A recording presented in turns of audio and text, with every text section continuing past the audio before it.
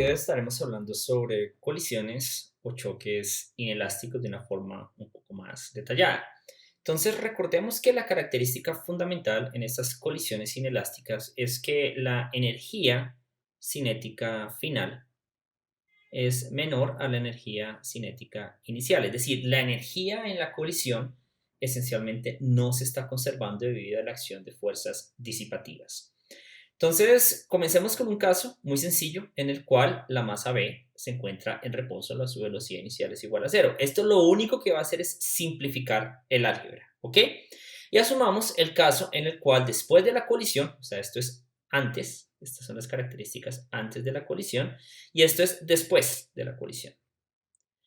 Entonces, después de la colisión, este sistema se encuentra moviéndose ahora como uno solo. Entonces recordemos que ese caso es el caso de un choque completamente inelástico. Muy bien.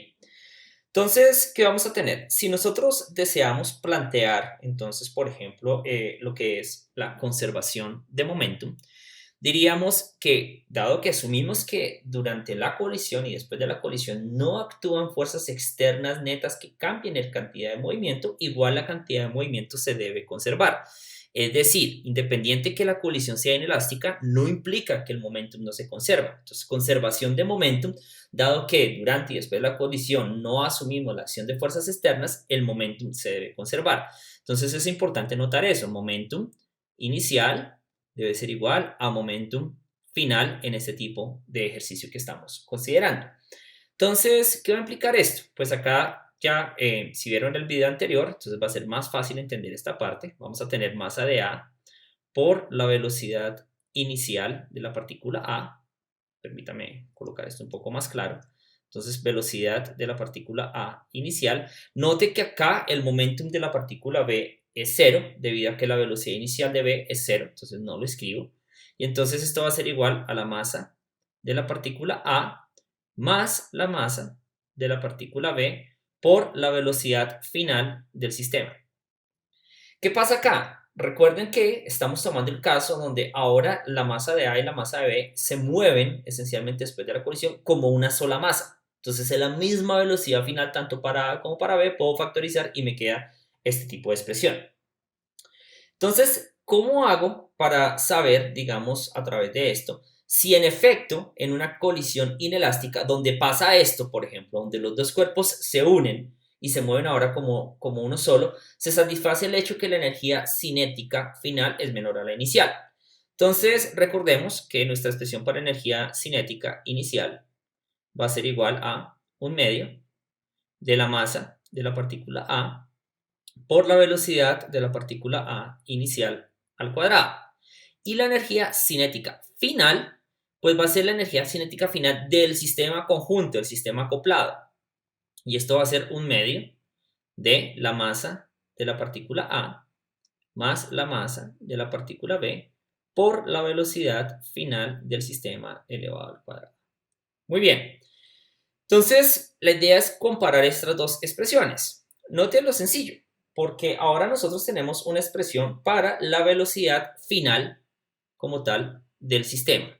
Esta la podemos sacar, entonces ahora escribamos esto como la ecuación 1 y esta es la ecuación 2. Bueno, no, esta no es ecuación 2 porque esencialmente no es una sola ecuación, podemos escribir esto eh, como ecuación 2, bueno, sí. Y esta parte de acá, escribámoslo acá como ecuación 3. Muy bien. Entonces, ¿qué es lo que va a pasar? Si tomamos la expresión 1, ¿no es cierto? Tomamos la expresión 1 y despejamos la velocidad final del sistema.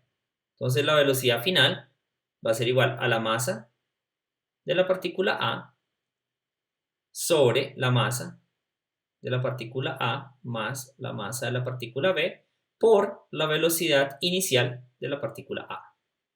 ¿Ok? Velocidad inicial de A.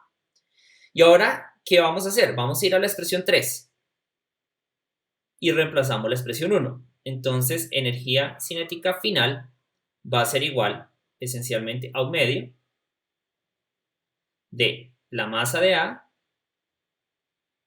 más la masa de B por la velocidad final al cuadrado. Pero velocidad final, esencialmente, si nos damos cuenta, va a ser masa de A al cuadrado sobre masa de A más masa de B, todo elevado al cuadrado, por la velocidad inicial de A al cuadrado. Velocidad de A inicial al cuadrado.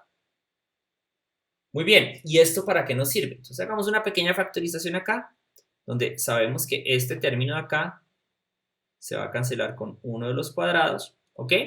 Y entonces voy a escribir esta expresión de forma un poco más adecuada y me va a quedar energía cinética final es igual a un medio de, esto es masa de A al cuadrado, lo cual voy a escribir como masa de A por masa de A.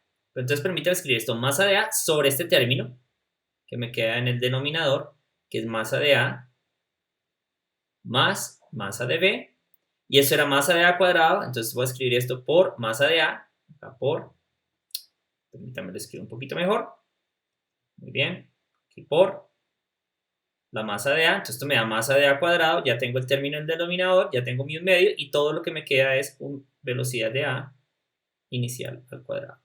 Entonces voy a arreglar un poquito más esta expresión, el 1 medio lo voy a escribir acá y voy a escribir esto en paréntesis, es decir, la energía cinética final va a ser igual a masa de A sobre masa de A más masa de B, y aquí esto me va a quedar, escribámoslo en paréntesis, y me va a quedar todo esto por 1 medio de la masa de A por la velocidad de A inicial al cuadrado.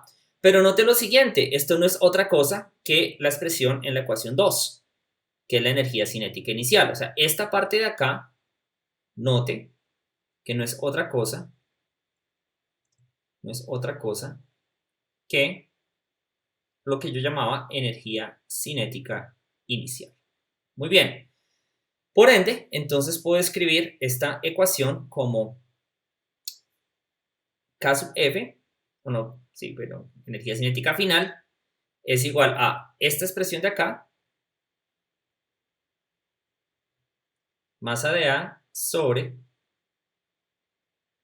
masa de A más masa de B por la energía cinética inicial. ¿Qué es lo que pasa? Por definición, este término de acá, masa de A sobre masa de A más masa de B. Entonces, esto es cierto valor sobre un valor más grande que este valor y por lo tanto, entonces como la masa de A y la masa de B son diferentes de 1, esta expresión masa de A sobre masa de A más masa de B es una expresión que por definición es menor que 1. Obviamente, si estas masas no son 0, entonces también debe ser mayor a 0. Entonces coloquemos esencialmente esto. Es una expresión que va a estar entre 0 y 1. Vamos esto un poquito para acá. Y entonces decimos que esta expresión es un término, ahora sí, que es mayor que 0. Es un término mayor que 0, ¿no es cierto? Y menor que 1. ¿Qué es lo que va a pasar con esto? Entonces, note que si esta es una expresión menor que 1, como tal, esto me está diciendo por defecto que energía cinética final debe ser menor, dado que este término es menor, a energía cinética inicial. Y por ende, entonces demostramos que para una colisión inelástica en general, no solamente completamente inelástica, sino una colisión inelástica, la energía cinética final es menor a la energía cinética inicial, ¿ok? Lo que es importante aquí recordar es que en el sistema cerrado la energía siempre se va a conservar. El asunto que la energía cinética final no sea igual a la energía cinética inicial es porque la energía se transforma o sale del sistema, por ejemplo, en forma de calor o, digamos, a través de la deformación de un material en la colisión, etc. Sin embargo, cuando decimos que la energía es diferente, la inicial a la final, es debido como tal a esa energía que se pierde o que sale como tal del sistema como un todo, ¿ok? Lo otro que es importante recordar es que estamos considerando que durante y después de la colisión no existen fuerzas externas, ¿ok? Y esto permite aplicar conservación de momento. Espero les haya quedado claro y hasta un próximo video.